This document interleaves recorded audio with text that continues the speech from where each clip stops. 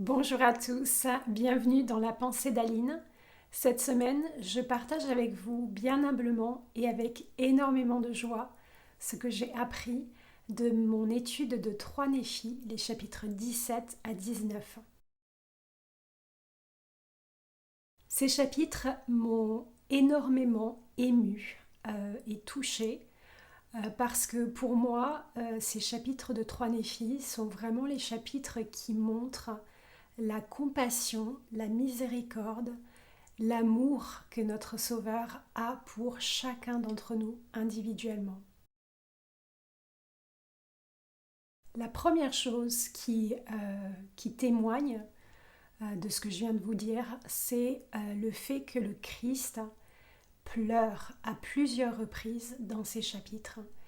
Le Christ est ému de compassion pour les Néphites qui sont là depuis maintenant 24 heures à l'écouter, à être des témoins de son apparition, de sa résurrection, puisque j'imagine que ça a pris quelques heures quand même pour que chacun d'entre eux puisse venir toucher les marques des clous dans ses mains et dans ses pieds. Et ils ont écouté les enseignements que le Christ a donnés à ses apôtres, puis à la foule. Eh bien, ils sont fatigués. Et le Christ se rend compte de ça, voit bien ça, et très affectueusement, je dirais presque, il leur dit au chapitre 17, le verset 2, je vois que vous êtes faibles. Et un peu plus loin au verset 3, rentrez chez vous et méditez les choses que j'ai dites et demandez au Père en mon nom de pouvoir comprendre et préparer votre esprit pour demain et je viendrai de nouveau à vous.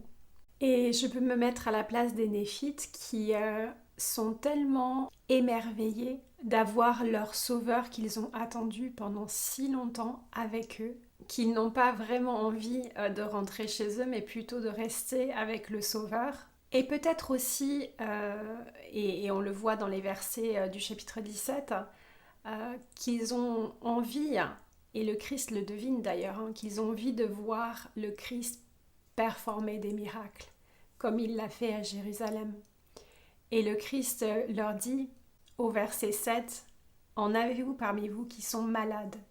Amenez-les ici et je les guérirai, car j'ai compassion de vous. Mes entrailles sont remplies de miséricorde. Et après cela, on voit le Christ donc guérir chacun des personnes qui sont malades, les aveugles, les sourds, les boiteux. Et je ne sais pas pour vous si vous avez eu l'occasion de regarder la vidéo qui était dans le chapitre en ligne de Viens et suis-moi, la vidéo du Christ qui guérit littéralement tous ces gens. Cette vidéo m'a vraiment bouleversée. Je me suis demandé comment le Christ me guérissait, moi personnellement, comment il guérissait mon âme, mais aussi mon corps physiquement.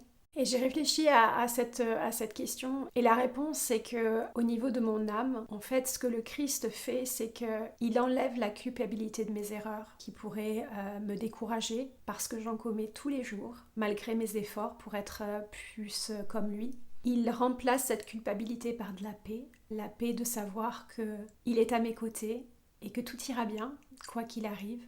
Une autre chose aussi physiquement, je pensais qu'il me donne la force chaque jour de faire ce que je dois accomplir. Ça paraît une chose anodine, mais pour moi c'est vraiment important d'avoir la force et la capacité physique, mentale de faire mon travail professionnel, mais aussi de m'occuper de ma maison, des miens, de ceux qui me sont chers. Et ça, c'est vraiment quelque chose que je dois au Christ. Je dirais que ce sont des bénédictions qui viennent aussi des alliances que j'ai faites avec lui et du respect que j'ai pour ces alliances. Je m'imaginais être à la place des Néphites, mais en fait, je me suis rendu compte que chaque jour, j'ai cette opportunité d'être guérie par le Christ, d'être touchée par sa main guérisseuse. Et ça, c'est une énorme joie dans ma vie, une énorme bénédiction. Et j'aimerais vraiment que chacun d'entre nous puissions vivre chaque jour de notre vie avec ce pouvoir guérisseur du Sauveur. Une autre chose aussi qui pour moi est un témoignage et une preuve de l'amour du Christ pour son peuple, pour ceux qui font alliance avec lui et tous les enfants de notre Père Céleste, c'est l'administration de la Sainte Seine qu'on voit dans le chapitre 18. On a déjà vu dans les chapitres précédents le Christ montrer comment prendre la Sainte Seine et il le refait à nouveau. Pour moi, je pense que c'est un désir du Christ vraiment de solidifier l'enseignement qu'il a donné la veille. Mais je pense aussi, ça c'est mon ressenti personnel, c'est un moment de communion en fait que le Christ a avec le peuple. Un moment où vraiment ils sont proches. Le Christ donne de sa chair symboliquement par le pain, il donne de son sang symboliquement par le vin qui est distribué.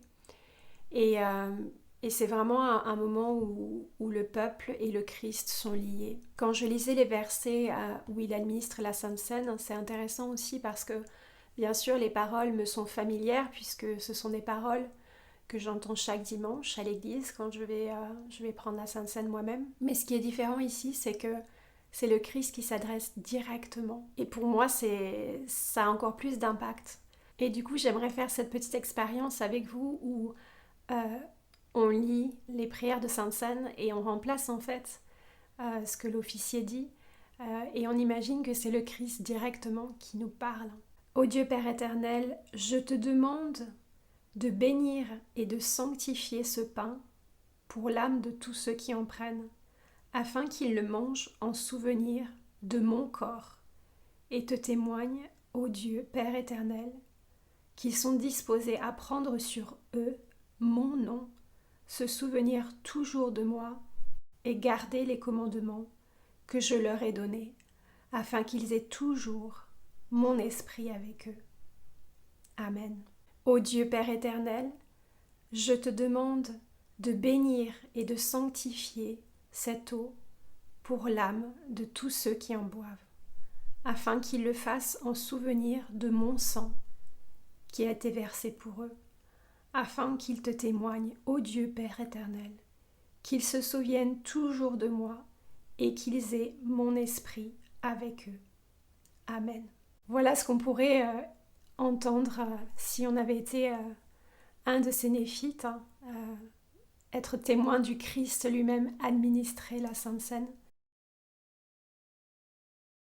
Pour moi, la Sainte Seine, bien sûr, c'est une question que je me suis posée. Qu'est-ce que ça représente pour moi?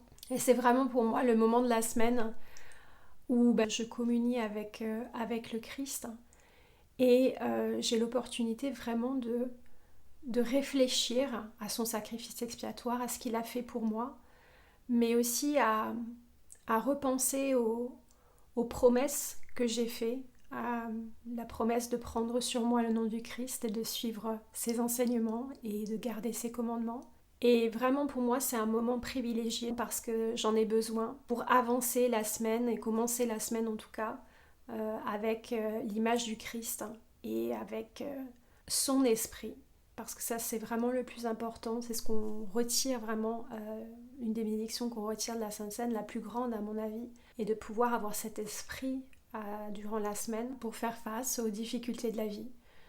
Et je suis vraiment reconnaissante pour l'institution de la Sainte Seine, car elle m'apporte cette force dont j'ai besoin. Et aussi elle me permet de ressentir l'amour de mon Sauveur. Je témoigne que le Christ nous aime d'un amour infini, qu'il est rempli de compassion et de miséricorde et d'amour pour nous, qu'il est une personne bienveillante qui est disposée à nous guérir, nous relever quand nous tombons, à nous purifier quand nous fautons et nous péchons, qu'il a institué la Sainte Seine pour notre bénéfice, pour que nous ayons son esprit avec lui. Voilà, c'est tout pour la pensée d'Aline cette semaine. Je vous encourage à vraiment méditer et graver ces chapitres dans votre cœur, car ils sont guérisseurs, ils guérissent l'âme, ils vont vous élever, c'est certain. Que vous puissiez ressentir l'amour du Christ pour vous. Je vous souhaite donc une bonne étude et je vous dis, comme d'habitude, à la semaine prochaine.